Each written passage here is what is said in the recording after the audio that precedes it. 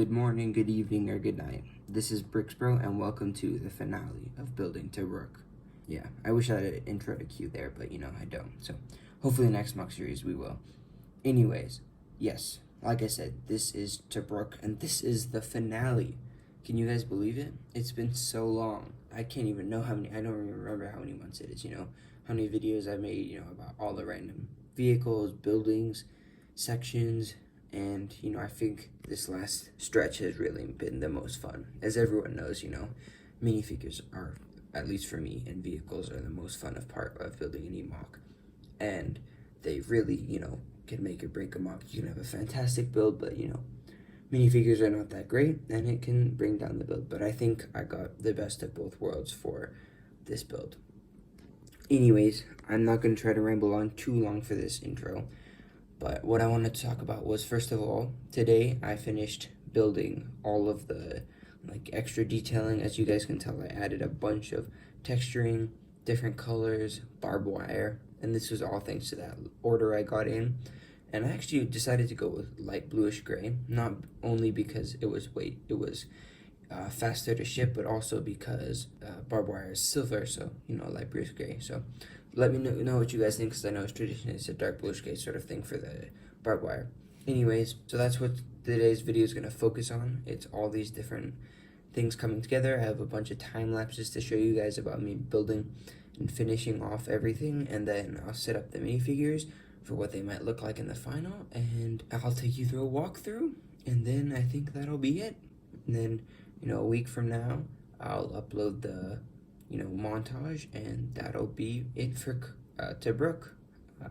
It's been a crazy journey, but I'm so glad all of you were here to experience it with me. And I think that part of the purpose of the channel, if not to help other people get inspiration, is for me to look back in 5 years and be able to see some of the stuff I was able to do, and hopefully see how I've progressed from those earlier mocks with just a base plate to now having trenches with texturing on a 3 gray base plate mock. It's something that I'm really proud of, and I'm happy that I can say I've done, despite all the schoolwork and everything like that. And yeah, see you guys in a bit.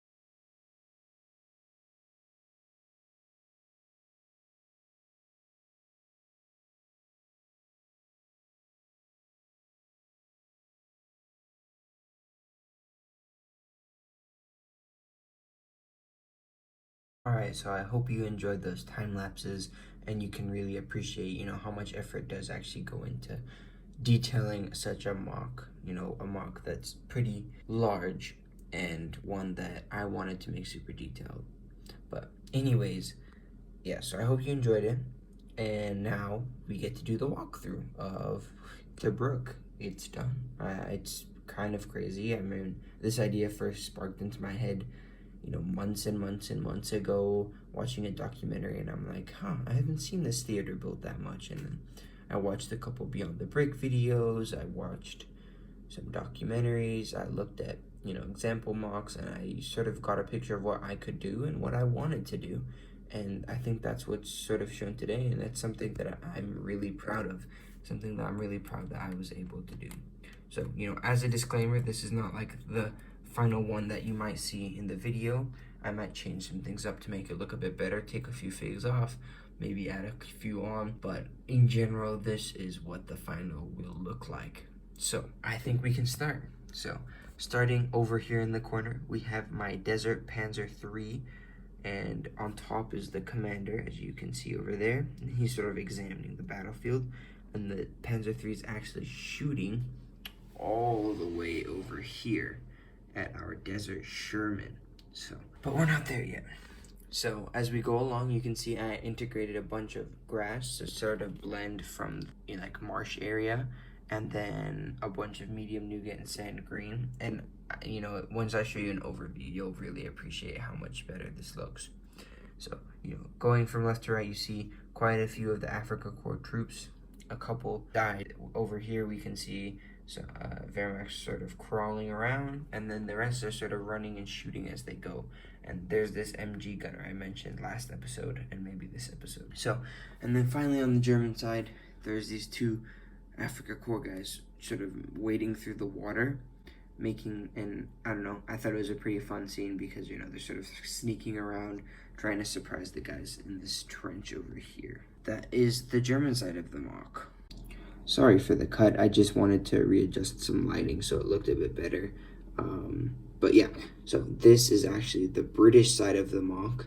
So starting, we have a row of barbed wire, and I tried to make it look like it wasn't, a straight line, but, sort of jagged. So, troops would have to maneuver in and out, and I think I did that pretty well. Like I said, a lot of this is still subject to change, and, like this one is like that, so it doesn't look like the bazooka's firing right into barbed wire and things like that. There's a crater over there I forgot to mention for the Germans, but the Germans are almost at the barbed wire, and so then there's the barbed wire.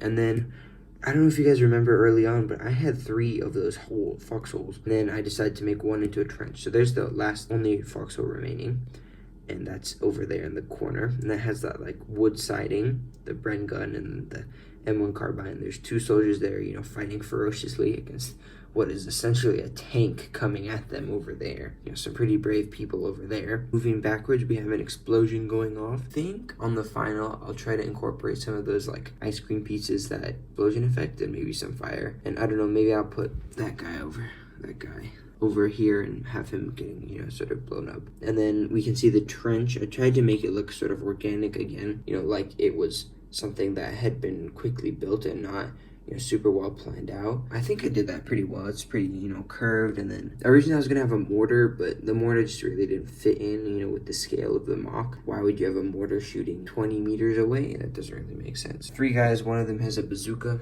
and a rocket, and he's ready to take out the Panzer III over there. And then the other 2 guys are getting into position to shoot at the Germans. And then you can see sort of like, I tried to blend it in the city, dark tan, wet, whatever, with desert. I don't know if it's that good, so we'll try to integrate it maybe a bit more before the final.